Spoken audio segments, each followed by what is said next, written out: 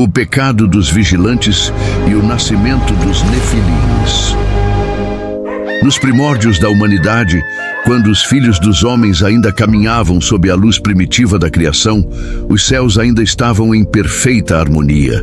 Havia ordem no cosmos e os anjos obedeciam ao Altíssimo sem questionamentos. Mas dentro desse equilíbrio celestial, um grupo de anjos possuía uma missão especial: os vigilantes. Os vigilantes eram enviados à Terra com um propósito divino: observar e proteger a humanidade. Não deveriam interagir diretamente com os mortais, apenas garantir que a criação seguisse seu curso sem ameaças externas. No entanto, o que começou como uma missão sagrada, logo se tornou a ruína deles. Das alturas, eles contemplaram as filhas dos homens. Eram belas, graciosas e delicadas como o nascer do sol sobre as montanhas. O desejo, algo até então desconhecido para os anjos, surgiu como um fogo incontrolável em seus corações imortais. O líder dos vigilantes, Semjasa, foi o primeiro a sentir esse desejo. Ele sabia que tomar uma mulher humana seria uma afronta ao Criador, um crime contra a ordem divina. Mas ele percebeu que não estava sozinho em sua tentação. Outros anjos, aqueles que vigiavam a terra ao seu lado, também estavam sendo corrompidos pelo mesmo sentimento proibido. Então, Semjasa convocou um conselho no cume do Monte Hermon, onde o destino do mundo seria selado. Sob um céu escuro e sem estrelas, 200 anjos se reuniram e tomaram um juramento terrível. Juremos juntos, se cairmos, cairemos como um só.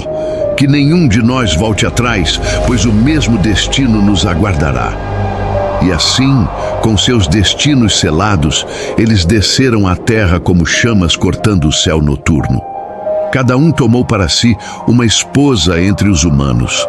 Essas mulheres, seduzidas pelo esplendor e pelo poder dos anjos, cederam à tentação e se tornaram as mães de uma raça profana.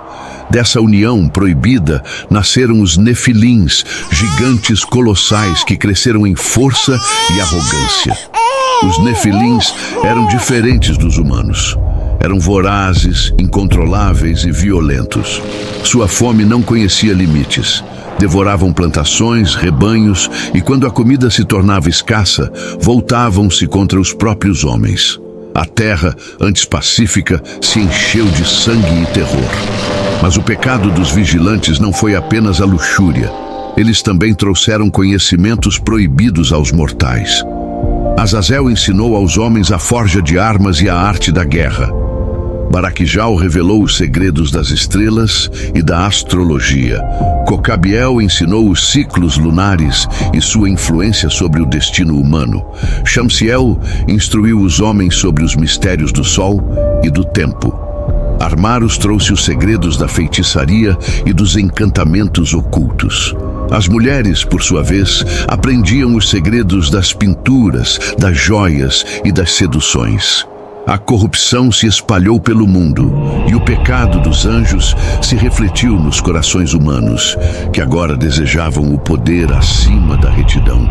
O mundo caiu em trevas e o clamor dos inocentes chegou aos céus. O Altíssimo, com sua voz ressoando como trovões, convocou os servos fiéis do céu, aqueles que se mantiveram puros diante dele, para uma missão de grande magnitude e terror.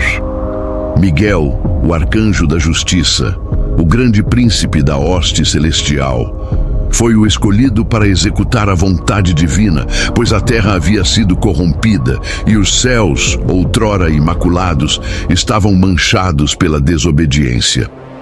A voz do Senhor ecoou em todo o firmamento, reverberando como uma tempestade prestes a estourar. Miguel, desce à terra, destrói os gigantes e purifica a terra de sua corrupção. Acorrenta os vigilantes e extermina os frutos de sua iniquidade. O julgamento é chegado e não haverá misericórdia. Miguel, com sua armadura dourada reluzindo como o sol nascente e sua espada flamejante brilhando com o poder do próprio juízo, olhou para o abismo da terra. Seus olhos, como brasas divinas, se firmaram nos reinos corrompidos pelos filhos dos vigilantes, os Nefilins. A missão era clara e dolorosa: extirpar a desonra da criação. Com um grito de guerra, Miguel desceu, rasgando o ar com o furor da justiça celestial. A sua espada flamejante cortou o espaço, deixando rastros de fogo no céu, como um sinal claro de que o tempo de tormenta havia chegado. Ao pousar sobre a terra, o impacto de sua chegada fez tremer os alicerces do mundo, reverberando nas montanhas e nas planícies, acordando até os mais profundos abismos. O som de sua presença era como o trovão de uma tempestade que se aproxima, imenso, incontrolável e devastador. Ele confrontou os gigantes. Os Nefilins, criaturas de força descomunal, filhos dos vigilantes que ousaram manchar o tecido sagrado da terra, estavam espalhados pela região. Quando Miguel os encontrou, o poder de sua espada flamejante não só cortou carne e osso, mas também rasgou os próprios corações daquelas monstruosidades. O sangue que se derramava parecia líquido de fogo, e o terreno se cobriu de sombras e fumaça. A batalha foi imensa e cruel. Os Nefilins, antes seres poderosos, agora eram presas fáceis para a força indomável de Miguel. Eles lutaram com fúria, mas suas forças foram inúteis contra o príncipe da justiça, que com cada golpe os despedaçava. A guerra se arrastou por dias, e as forças celestiais, lideradas por Miguel, dizimaram as hostes de gigantes com um fervor implacável. Enquanto isso, no céu, o Altíssimo olhava, não com olhos de misericórdia, mas com o peso da justiça, sabendo que a purificação da terra exigia sacrifícios. Com o desfecho da batalha, o grande cataclismo chegou. A água do grande dilúvio, um ato de juízo divino, desceu sobre o mundo com uma fúria incontrolável, engolindo tudo e todos que permaneciam em pé. Os poucos Nefilins restantes, os que não haviam sido destruídos na guerra, foram tragados pelas águas impiedosas que desceram como um manto de destruição. As criaturas que haviam sido geradas pela união entre os anjos caídos e as filhas dos homens desapareceram debaixo das águas como se nunca tivessem existido. A purificação da terra estava completa, mas o preço foi grande.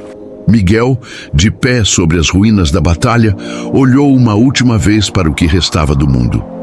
Ele sabia que sua missão não era apenas uma tarefa de destruição, mas de redenção e renovação. A terra seria limpa, mas o preço da desobediência aos desígnios divinos seria lembrado para sempre.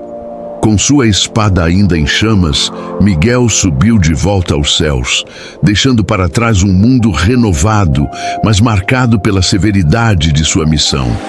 Ele retornou ao Senhor, e o Altíssimo o contemplou com um olhar de aprovação, pois a purificação estava completa, mas a memória da ira divina permaneceria gravada nos corações dos mortais e imortais, como um lembrete eterno de que a justiça de Deus não falha. Assim, o ciclo de destruição e renovação continuava, mas agora a terra estava livre da corrupção dos vigilantes e de seus descendentes, aguardando o dia em que uma nova era de paz e equilíbrio pudesse surgir.